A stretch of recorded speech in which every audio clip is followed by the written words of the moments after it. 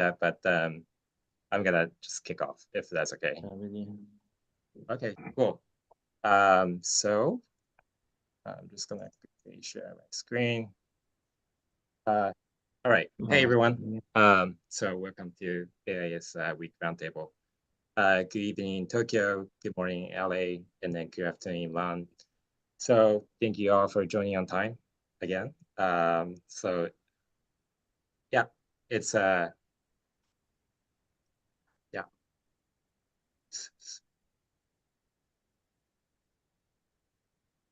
Oh, sorry, it's kind of lagging right now. Sorry, it's a bit laggy. Okay, cool. All right, so it's incredible that we are live streaming together across different continents and time zones. And then special thanks to Jimenez for joining us early in LA again. And then Mattia and Luigi spending your Friday afternoon with us. So I'm Cullen, designer based in the US and Japan, and I'll be your host today. So this session is a follow-up to our March discussion on the aesthetic of low fidelity with Jimenez and Irv. So today we will continue to discuss the aesthetic of digital representations and their applications with Mattia and Luigi from Abnormal and Jimenez from Eurospectacular. So I'd like to introduce Luigi and Mattia as well as Jimenez in a little bit more detail. So Mattia and Luigi together with Davide are the founders of Abnormal, an interdisciplinary architecture studio from Milan, and the studio's work spans architecture, product design, and then creative direction across a wide array of domains, including art, culture, design, interiors, and fashion. And then their work moves between virtual and tangible, ephemeral and permanent, and speculative and commercial. So the creative process of Abnormal integrates iconic elements excuse me, with nods to popular culture, with a particular focus on multidisciplinary and the implication of technological progress. And the result is profound and widely understandable mosaic, architecturally grounded in the present, yet conceptually responsive to change. So Jimenez, the founder of Eurospectacular, leads a group of individuals who engage culture through art, architectural theory, history, politics, sociology, linguistics, mathematics, and graphic design, technology, and novels, and embracing the intersections of various human discourses. So Eurospectacular imagines other worlds and engaging design through storytelling, and these stories fill with character development, relationships, curiosities, and attitudes, as well as absurd tales of impossible realities, blend design, representations, theory, criticism, history, and taste into cartoon pages. So these narratives then materialize into architectural installations, design objects, interior, and buildings.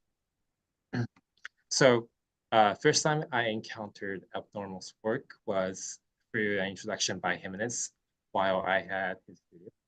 And I still remember how fascinated I was by these speculative renderings you both have done.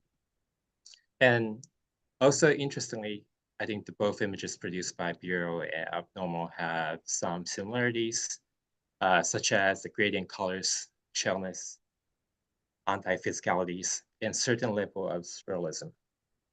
And I found that many of the concepts behind these digital renderings could be associated with the aesthetic of low fidelity in digital representations. And that being said, both Abnormal and Jimenez's work, in my mind, evoke a sense of nostalgia. So maybe the feeling comes from highly iconographic shapes or digital elements often associated with low polygon Nintendo games or early internet interfaces, or the color palette that evokes the vivid RGB colors in late 80s. So these digital styles were born from technological or maybe it's a budgetary limitations, which I think interestingly sparked creativity and symbolized the early age of digital representations.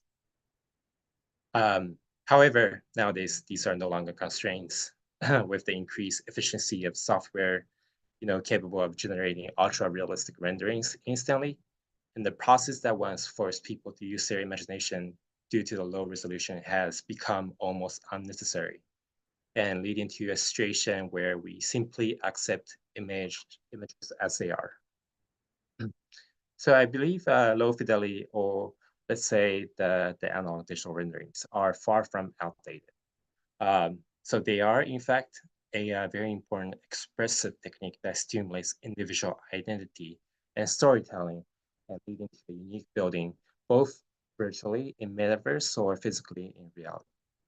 So welcome to our guest today. After the presentation, we'll have a discussion Q&A with the audience, and the audience can use the Q&A feature to ask us any questions. So Luigi and Mattia, please take it away.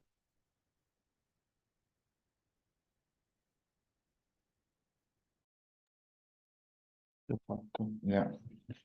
Thank you so much. Thank you so much. Thank you so much for the introduction, and it's always a pleasure to be in a panel together with Jim, which is a friend and also a very important voice in architecture and architectural representation, which is the topic of today, I guess.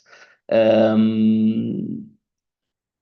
me just give you a brief introduction on what we are as a collective, as an office, and what we do and how we started actually. Because the lecture that we will present, it's really digging into our past, and it's really a sort of sum up of our previous experience, that then you will see after all how this kind of thoughts and how this kind of project evolved in something else. So Abnormal started in 2017. It was a side project that me, Mattia, Davide, and Marcello started as a sort of side job. We wanted to create a shared diaries where we express our interest and our obsession through a common shared diary. The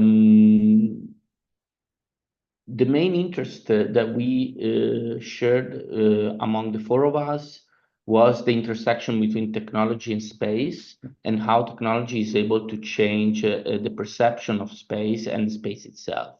What we wanted to do is to try to avoid the kind of normative use of technology in order to enhance the powerful and the powerful potential of a certain kind of architectural representation tool, such as rendering and so on, avoiding to use efficiency as a paradigm.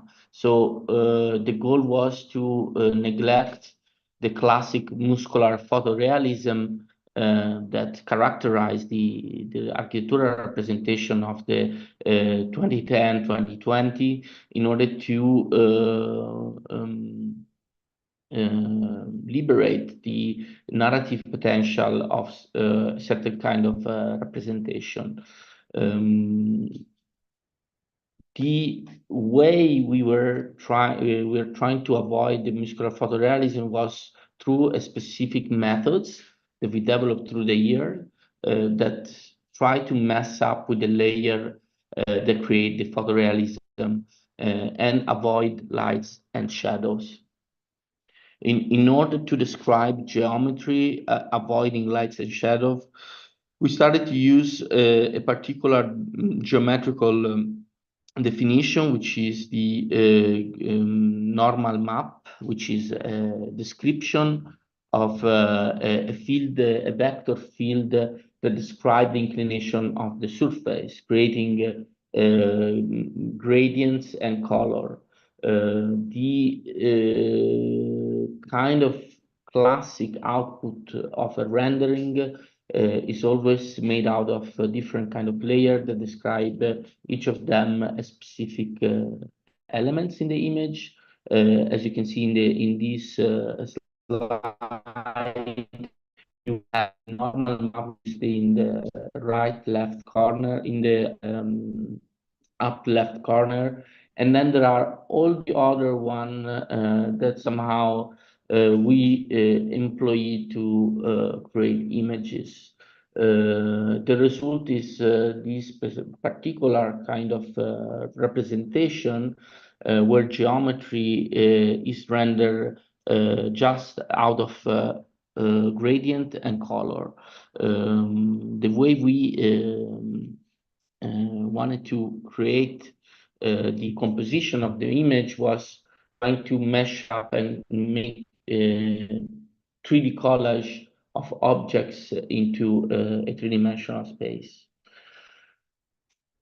So abnormal recycles obsolete 3D objects.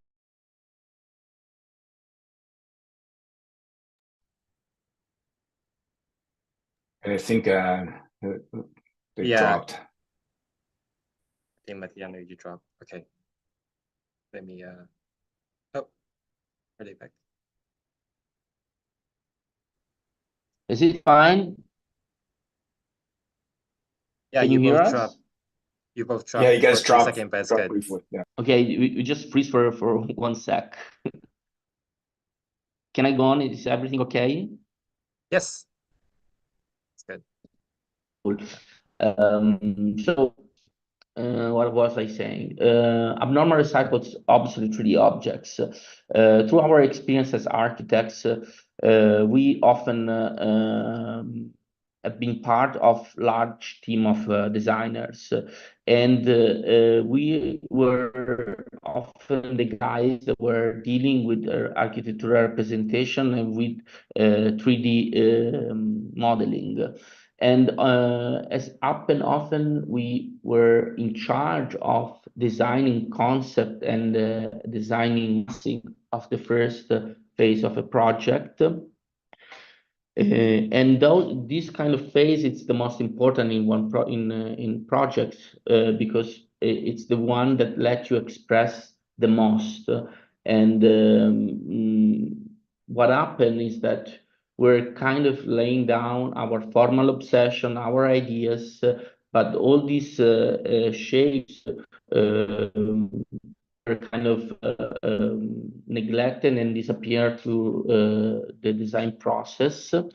We decided to collect them in a large shared repository, and we started to use them, collaging them with other 3D objects found in the internet. In fact, it doesn't go down. Sorry, it's a little lagging. Why? It doesn't go. Try now. Yes. The result of this process was kind of similar to some other previous experience. Many of them are very famous in the history of architecture. The one that you see now is the Vittoriale, which is the house of Gabriele D'Annunzio in Italy. And as you can see, it's a collection of objects that just by the juxtaposition of this object describe the personality of the owner of the house. We were very interested in this kind of process that allow you to give a message without being so straightforward and trying to be the most vogue as possible. And there are other examples, of course. This is the Jean Suen Museum in London. Many of you probably know it. And what we have done is to bring this attitude into the contemporaneity in contemporary times, and we discovered that this, let's say, obsession and approach to collect object and obsolete stuff that happen to be in our laptop all the time has a specific definition, which is digital hoarding. Digital hoarding is the excessive acquisition and the reluctance to delete electronic material from your computer. It often has some consequences. Of course, your laptop start to get broken, but it also have a huge impact on climate and on energy consumption. And what happened is that our computer started to have this look, this kind of stable appearance. We started to get everything in one single cloud folder, and to use them in order to use them to create images.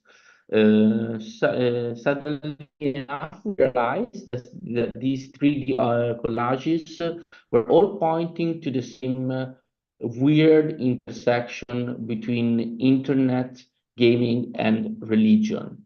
And being conscious that we had to understand we were using architecture to express something else. Using architecture as a representation tool devoted to express meaningful messages and, in other words, our idea of the world and of everything that was happening around us. So we create images, most of them are linked to this weird feeling towards technology and weird obsession for gaming and religion. We started to modify certain kind of palette of color. They were all inspired by Incan temple built during the Dravidian time. Those are some example, and as you can see, for instance, some of them are challenging in terms of meaning, some other are quite direct. In this case, for instance, the architecture that you see is a sort of interpretation of what is social platform are in the digital world. In this case, we were talking about pornographic material, and we visualized that sort of very attractive and quite compelling architecture. Some other are part of a longer research that we still do on the theme of technology. In this case, this is a part of a bigger project that deal with agriculture and technology. And all together, we have a kind of cohesive consistency, because they all quite similar, but most of them are done without any kind of sequence. There's no connection between them. The only that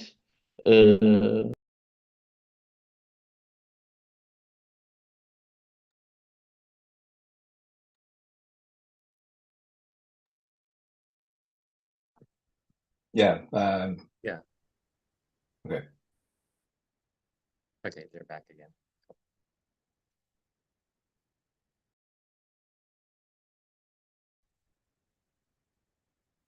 sorry.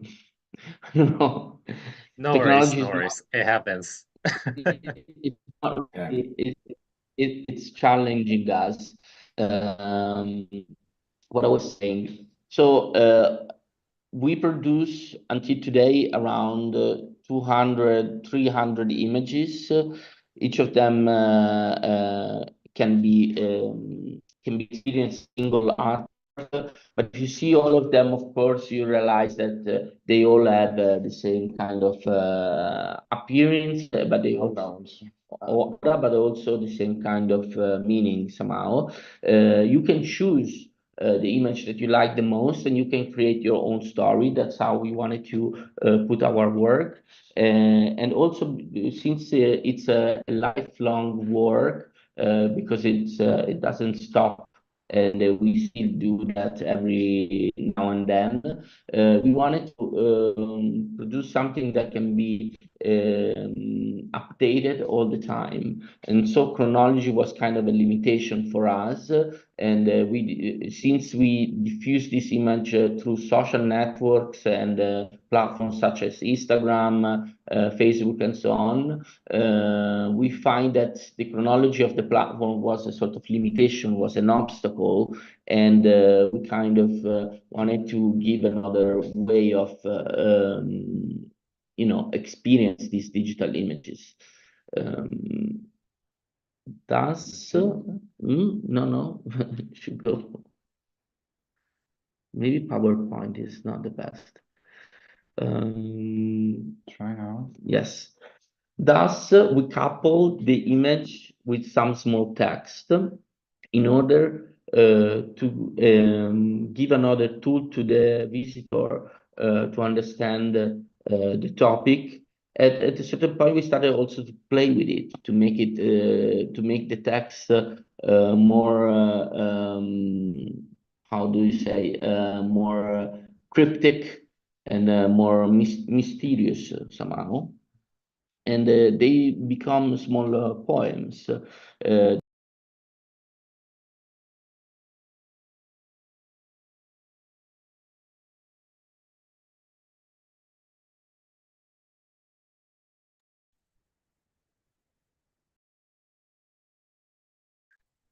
Yeah.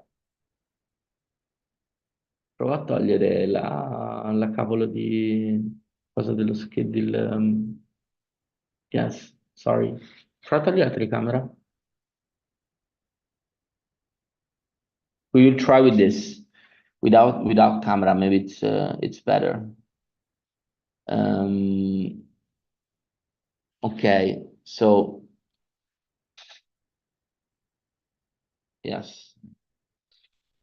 So I was saying that we couple the image with some small text that were inspired by the work of Richard Brotigan, which is a poem from the Beat generation in US, quite genuine towards technology and quite positive. And we like that approach because it was in opposition to the contemporary feeling towards technology, which is always bring some dark thoughts and some dark vision about the future. Instead, Brotigan was having a very positive idea of coexistence between technology and human.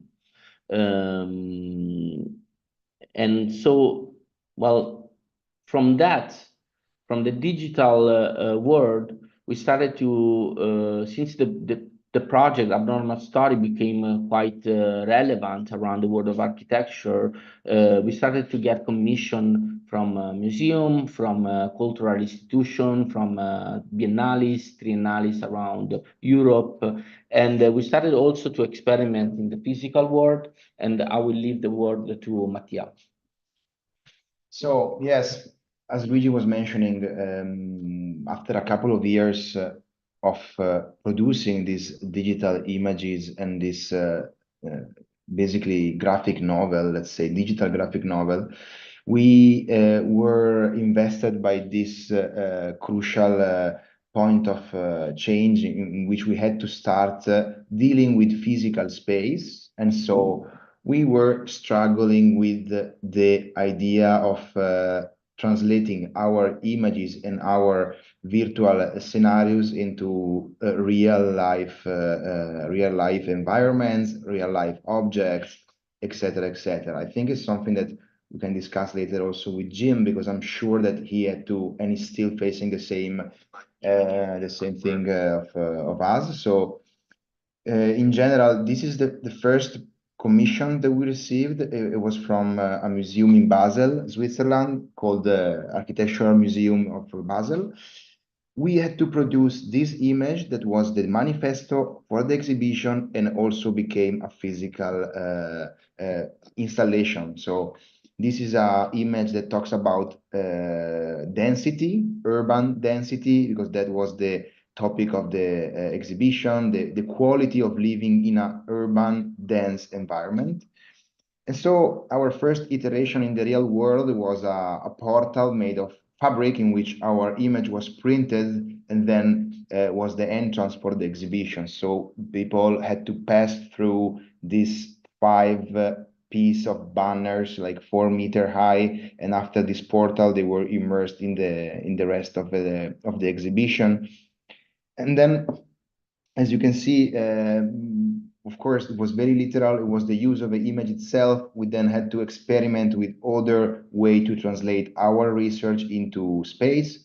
Most of the time, it's about using technology rather than using our colors. But then I will talk about another project that is very recent and is still ongoing, but started in 2023 when a music festival in the south of Italy called the Ortigia Sound System contacted us and asked us to basically create an overall creative direction and research around the theme of the festival and of the territory that hosts the festival. So basically, Ortigia is a small city in an island of Italy that you may know that is called Sicily.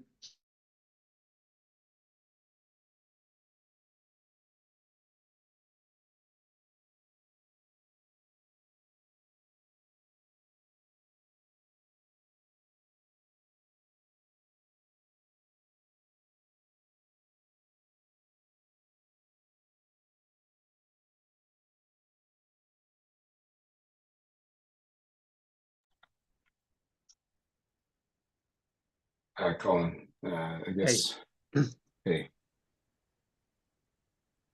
I see I guess. Yeah. Mattia and Luigi is online, but Yeah, we it would never happened. I'm very sorry, but we don't know what's happening. no worries. Maybe it's Like- because we're crossing 3 continents. It might be. Might be. So again, thank you. We're talking about the music festival that asked us to do a whole research. And so, well, and this is the island of Ortigia, no? So the island of Ortigia, the festival is also made of an archipelago of activation because it's spread around the city. And we thought that using our representation and using our image was a perfect way to talk about the research and the topics that were interesting for us to be injected in the narrative of the music festival. So, well, this project started also as a sort of publication that were supposed to be released at the opening of the festival, talking about the territory of Sicily. So the idea was to create a series of worlds that are also islands, and every island was talking about a specific challenge, issue, or characteristic of Sicily as a territory. So we were starting creating this seriously. They look like Crash Bandicoot little world, you know. So, and all the island had a specific topic. Anarchide was talking about the relation between the local population and the politics in general of the island and of Italy. Estasia was an island, and then also a chapter in the book that research and delved into the idea of partying and of fests that characterize the south of Italy, with a series of very specific and very peculiar rituals that are both related to sacred but also profane calendar happenings in a way. Pantagruelia was an island related to the idea of feast, of food, of celebration, and Sicily, you may know, is very, very famous for its food and it was also culinary traditions. Termina, very interesting island and very interesting topic, was about energy and production of let's say depletion of natural resources. Sicily is very strategical point in the center of the Mediterranean Sea, both for geopolitical reasons and also for energetic reasons. This was an island related to some autonomous zones that are present in the island. And then finally, Desertopia was an island that were delving into the idea of the desertification of Sicily, because it's let's say it's the first land that is actually facing the desertification of Europe. And so this island was really into about the desert and how is Sicily going to work in the future towards this challenge. So the festival happened and we did these images. We were very happy, and we used for the first time this axonometric view. And for the first time, we didn't had a first person view of our world. And then what happened, we decided together with a dear friend of us, Lucy, that lives in New York, to explore the possibility of transforming this island into metaverse and into playable playable surfaces and playable worlds. So Lucy is the co-founder of Palatial. Palatial is a platform mostly for architects that try to bridge the gap between architecture and gaming, or let's say architecture and real time visualization. And what they do, they transform 3D model provided by architects into Unreal Engine environments, but also, for example, Unreal Engine is the basic of Fortnite. So what we did with them was to try to transform Desertopia into a Fortnite server that is actually online and is actually possible to explore. So I hope you can see the video. This is a walkthrough and a work in progress video of the real-time creation of Desertopia in Fortnite. This is realized by Lucy and by her team in New York. And so for us, this was incredible because for the first time, we were able to see our environment or our world being actually walkable and used, you know, like this kind of dialogue. It's very interesting, and it could open a lot of possibility of interaction between architecture, gaming, and real life. So, you know, we were thinking of doing a hide and seek tournament inside Desertopia. One could think about using it to educational purposes. One can think about using it as a VR immersive experience. And so, well, this is where we are at the moment. So we are at this point in which, for the first time, one of our world that was being inhabited by, let's say, characters, like gaming characters. And we don't know, like, it's our struggle with the integration between our narrative and real life installation. It keeps going, and we find this use of the gaming tools as a way to explore our projects as a very interesting. And I don't know, we will see what is the next step in this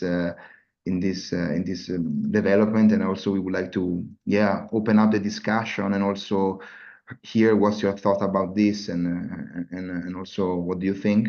I don't know if Luigi want to add something specific on this one. No, just to close the presentation, I just want to say that, of course, since the beginning of Abnormal and since the creation of all the digital images that we were showing before, we make many steps forward, the becoming of a real architecture office. We deal with much boring task most of the time, and we started to embrace a more traditional role in architecture, and yet we still have this gut for experimentation into the digital world,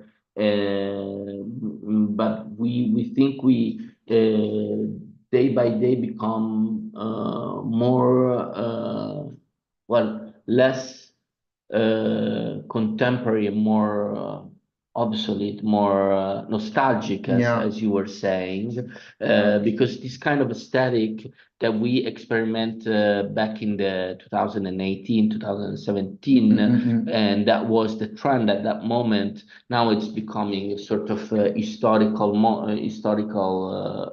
It's a kind of a phase that is close, and it's leaving the stage to something much more relevant and much more flexible in terms of content production, which is the AI and the use of software and applications such as Midjourney and so on.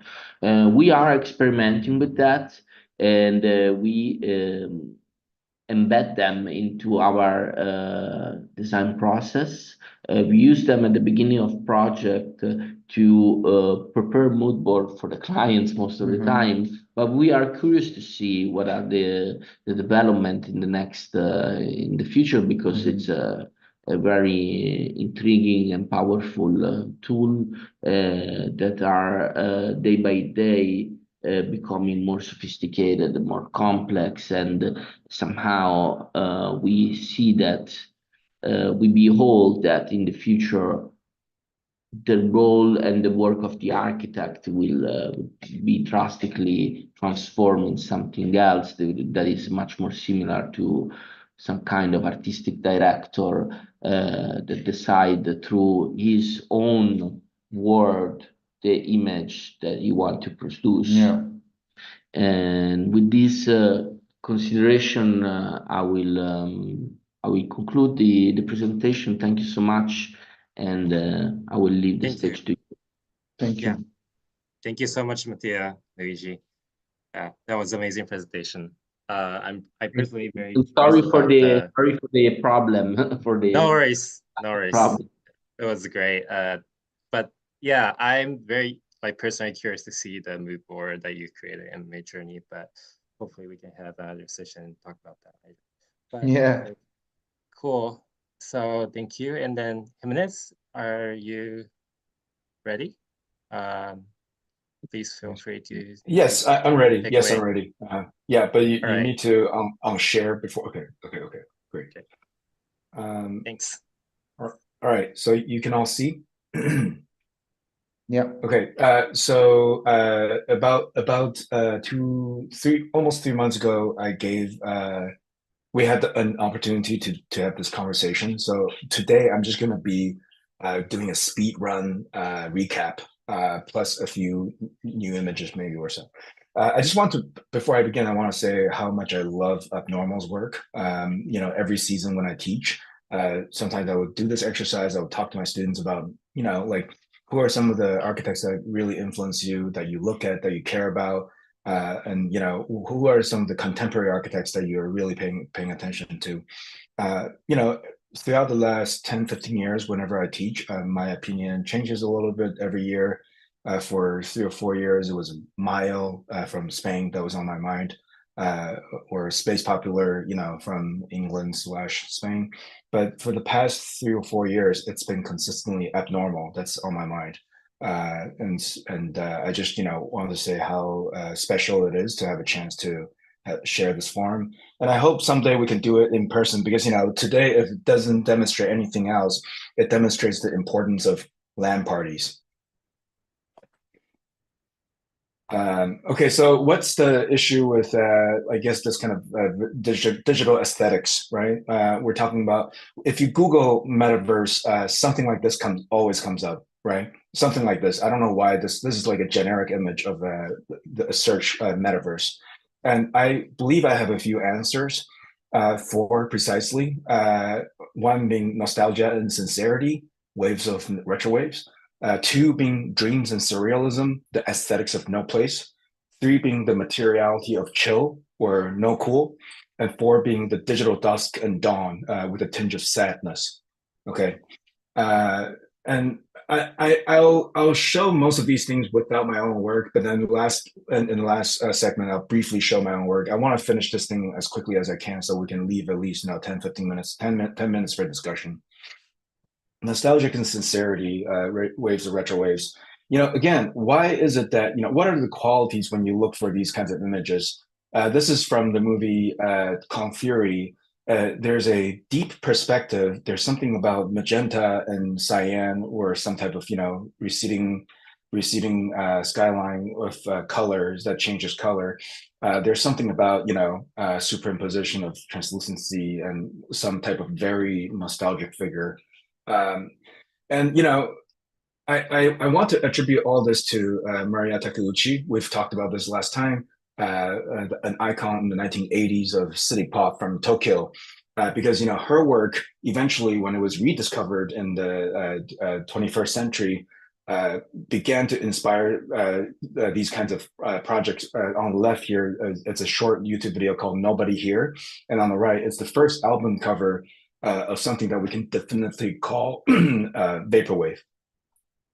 And the qualities of vaporwave, it's not just, using Roman sculptures or, some type of contemporary consumer product.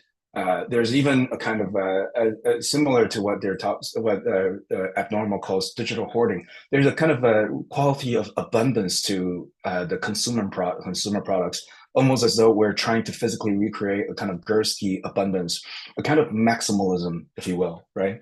A kind of maximalism that is filled with nostalgic feelings. And we can also trace this kind of gradient qualities of the magenta to cyan to the technology of the times whenever people did go shopping in person in the 1980s and 90s. And you're seeing an interior of a pretty generic shopping mall in the 1980s. But could we argue that Piazza d'Italia here by Charles Moore is an example of people who became nostalgic before being nostalgic, right? What is the line between which? And I'll come back to this point, okay? And today when we look at even contemporary gaming, this is Cyberpunk 2077. This neon, cyan, magenta kind of gradient quality to a nostalgic, shopping, abundant, maximalist environment is still with us. And these kinds of gradient with deep perspective sensations are even in art and pop culture, right? I love this video. I don't know if anybody knows this video. I don't think I have time to say more about it, except that Mike Diva, who is the maker of this video, I highly encourage all of you to check out this video called dogmeme.avi on YouTube. He is working now for Saturday Night Live, meaning this aesthetics went from fringe in the early 2010s to now mainstream, right, in the middle of the 2020s. But coming back to this, what is the line from which we draw that is or is not postmodernism? What is postmodernism's relationship with modernism, if not for a function of irony that subverts the conviction, the singular conviction of modernism, and the pluralistic sets of skepticisms within postmodernism? And maybe if we draw a line between what is happening today versus what is postmodernism, despite the similarities of referentiality and kind of nostalgia of sorts, I would argue that, and there are people who write about this, including Robin van den Aken and Timotheus Vermeulen, Alison Gibbons. Timotheus Vermeulen in particular is a constant collaborator of mine, where he talks a lot about this kind of oscillation between irony and sincerity and what is or isn't postmodernism. And if in that world, if it's not postmodernism, what do we call it? And they're calling it metamodernism. Anyway, so it's so interesting, without comparing nodes, Abnormal also uses this type of diagram. It's something that I think about all the time. What is or is not referentiality, and how, yeah. And coming to today, I think, the aesthetics of the digital qualities, if music is always in the back of our minds, and, the visual representation of music is always also there, I just wonder what's this quality of lo-fi that's with us. Second point I wanted to make is about dreams and surrealism, the aesthetics of no place. To make it as short as possible, because I don't think there's enough time, in Zaha's work, but also in, media such as Akira, Tron, or Lawnmower Man, I think there is something about the impossibility of unreachable worlds, right? And the impossibility of unreachable worlds. So when you drive this infinite vanishing point in the center of the page, when you drive infinitely deep, it is this kind of no place, a kind of surrealistic utopia, so to speak, that is in these kinds of I guess if we talk about the metaverse, where this kind of like non-physical world, of course it's there. And it's also why I always paid attention to the work of Abnormal, because I think they are a contemporary version of people who are able to channel the lines between place and no place, right? And even comparing Abnormal's work to Barbara Kasten, taking the physical, I mean, this is a photograph, right? Barbara Kasten, who had been active in the 1960s and 70s.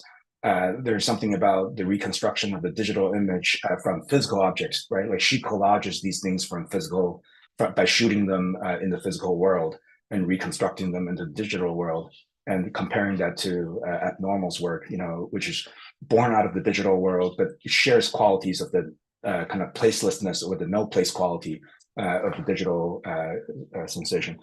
And anyway, I'm going to have to skip a lot of these because I want to make time. But I think, the history and recent history of the unreachable, infinite, no destination, right? The no place is also this kind of like long drive with no destination.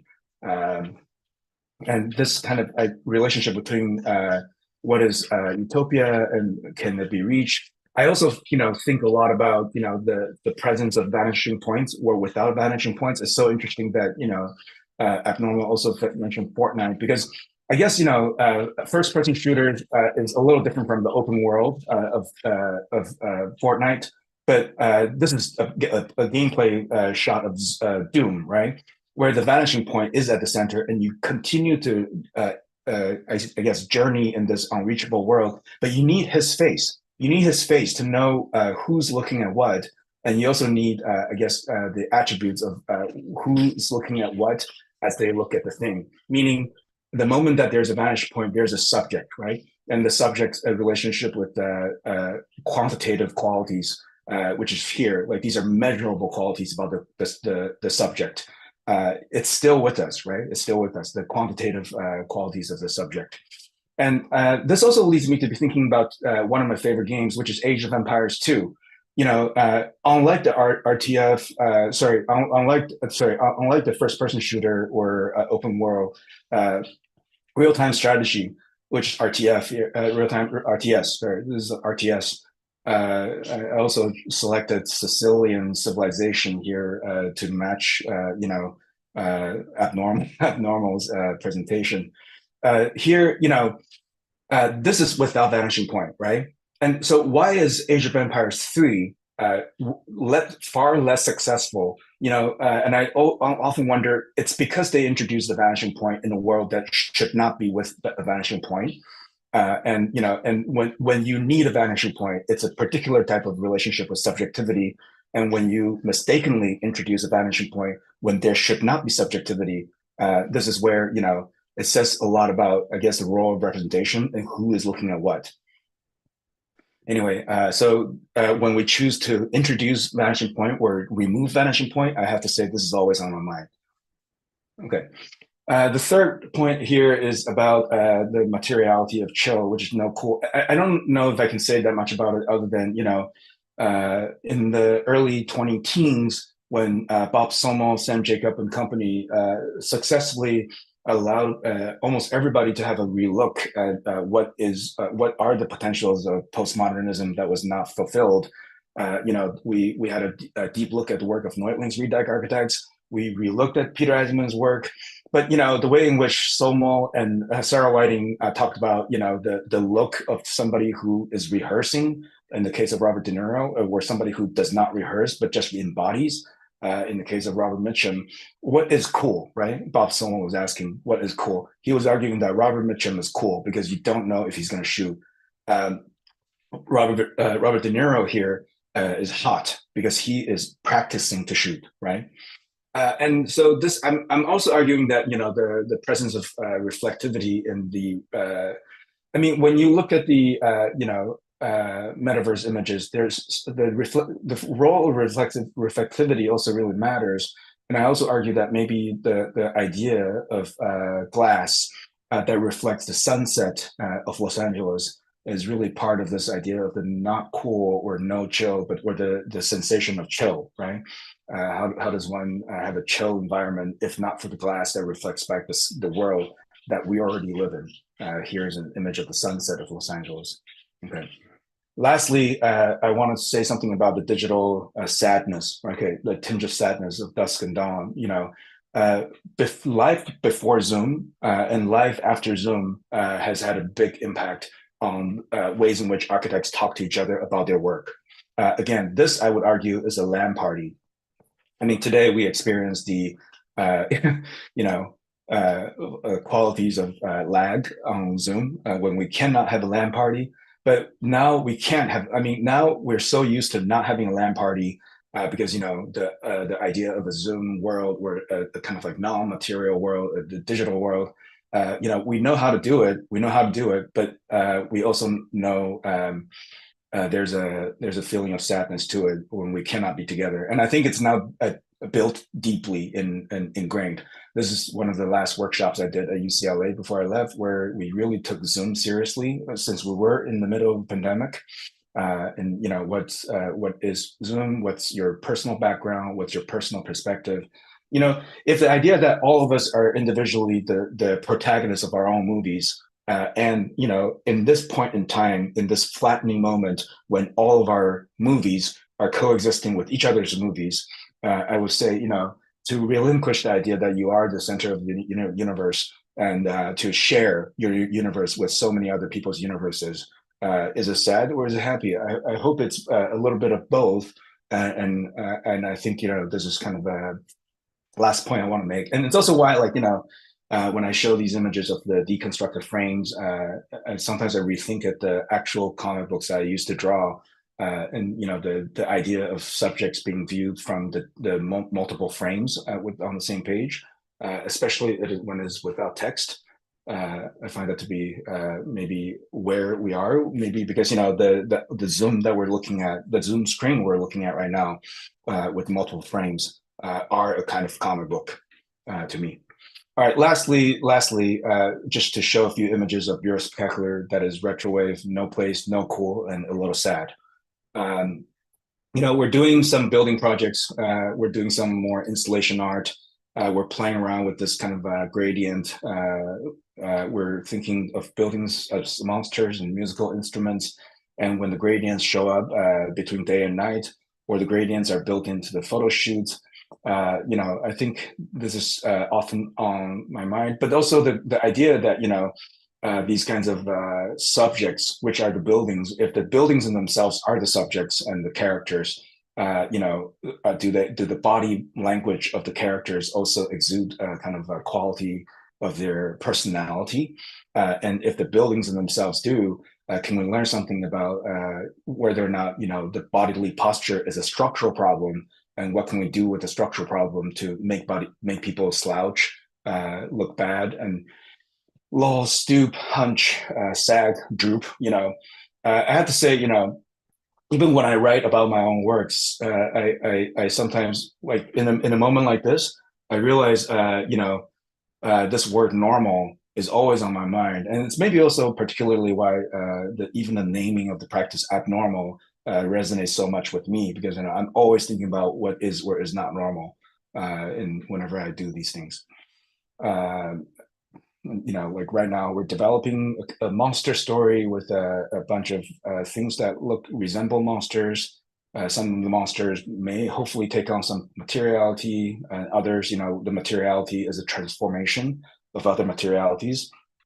If you turn, foam into bronze, there's a kind of like cheapness to preciousness, where the preciousness is in fact has the quality of cheapness.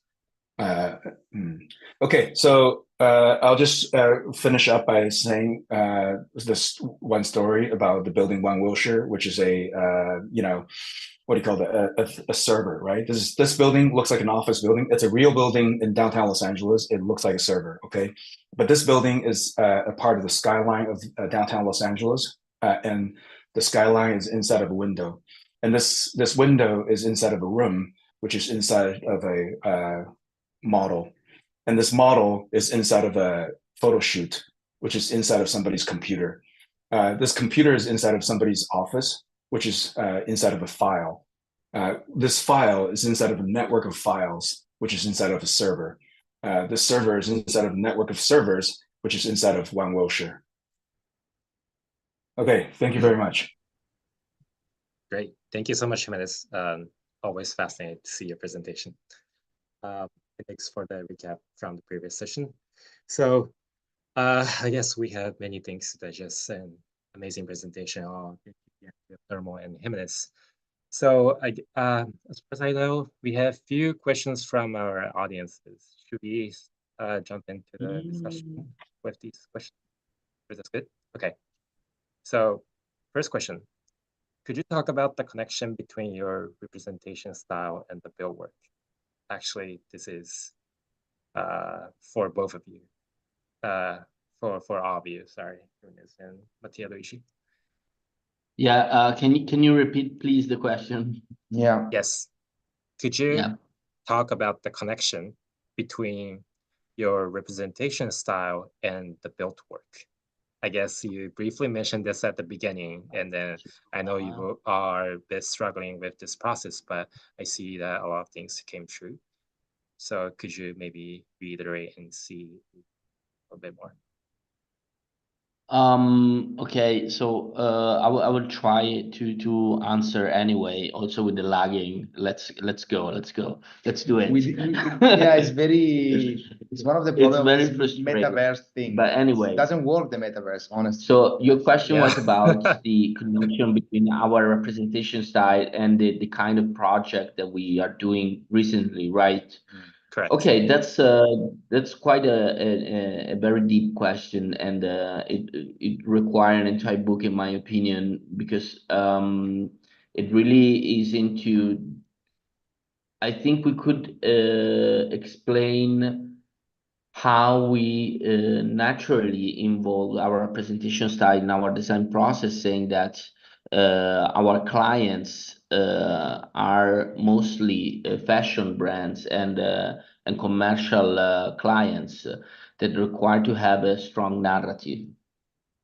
And since they require to have a strong narrative, they are looking for somebody that is not just a designer, but is also somebody that can tell stories. And they somehow find in us a sort of mixing of the two figures, and thus, I mean, that allow us to develop a certain kind of attitude towards design that is not just about designing shape, but it's also about designing atmospheres. And this is probably what Jimenez was also saying before when he was citing the kind of when he was describing the kind of aesthetical inputs that he want to put in his work, which is, if I'm not wrong, retro waves and all the kind of nostalgic materials. Because we, through Abnormal, we develop a way of telling stories through just a position of object that doesn't require to have a straight message. We can describe atmosphere without using text, and thus we can recreate words and dimension. Maybe it sounds quite cryptic, but if you see, for instance, the work of recent designers such as Sub Architecture, the designer that designed the fashion show for Balenciaga, you can grasp what I'm saying, because they often trying to recreate environments rather than recreate scenographies. And I find this a very a very zeitgeist approach that is somehow also the way we approach design. And this is something that we developed through drawing the image, the abnormal image, let's say. I don't know if I answered your question, but I think, it's basically, quite straight to the point.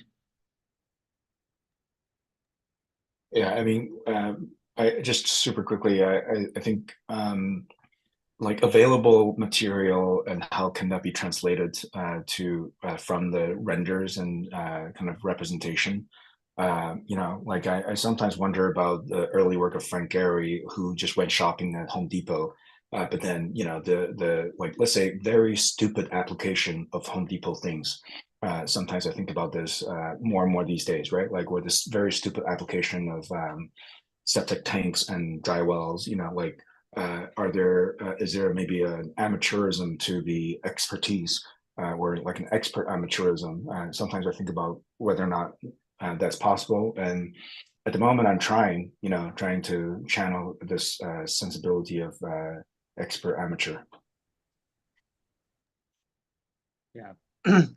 Actually, that's very interesting because, for example, like septic tank that you mentioned, Jimenez, I think those things are not a very common thing that you can see in when you live in the real world. Like, but so I think, like in normally you don't see a septic tank in person, and I feel like those objects that you gather, Jimenez and both Mattia and Luigi, I feel like these things are somehow escaping from the physical world, like the actual world. And then I see both of your work like attempt to transcend this physicality. And for example, maybe like Luigi, Mattia, your renderings like intentionally avoid using lights and shadows and removing texture from the found object, creating a world without like traditional physical qualities. And then Jimenez, your recent monster design or the spaceship renderings, I think that really challenged the gravity and embraces the fictionality. So I think maybe there's another question. I think this leads to a question here is, could you talk about, if there's an absolute quantity of objects that can be treated as consumer culture, what becomes the next target of consumption once the current consumed objects are exhausted today? I also posted in the chat. You can read it if you. We were reading it. It's a very interesting and deep question. Well, I think in general, talking about the way the market is working today, so this idea of consumerism and of objects, I think we already consumed all the possible objects that were possible to consume. We already bought and acquired all the possible objects. I think now we are in a sort of new phase in which we are not consuming objects, but we are consuming way of living.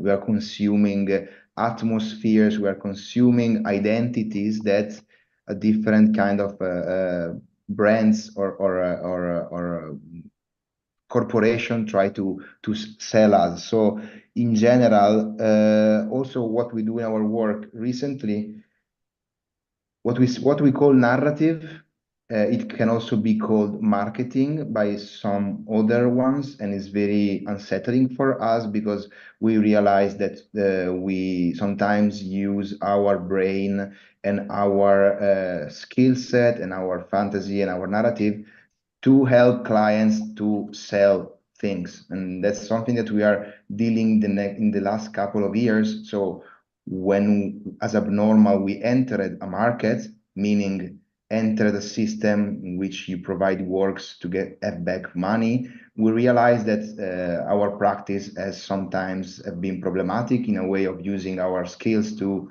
sell something, you know. So where is the boundary and between narrative, marketing, and how can we use our practice in a proactive way that also fulfill with our needs? So, and that's also what we do in our images. Like at the end, the objects that we use are always the same, and then we just shuffle them around to create other narratives. But the set of tools that we use are finite, and we are keep using those tools that also Luigi showed you at the beginning of our presentation. So nature, technology, devices, symbolic objects. So we also deal with a finite set of objects, no? Yes. I just want to add one single thing before leaving the answer to Jimenez. I think somehow when you finish to consume object, you start consuming ideas. That's also what you were saying, no? Because somehow consuming ideas, it's what is happening today. If you consider, for instance, the use of large image repository in the web, or also Social media, also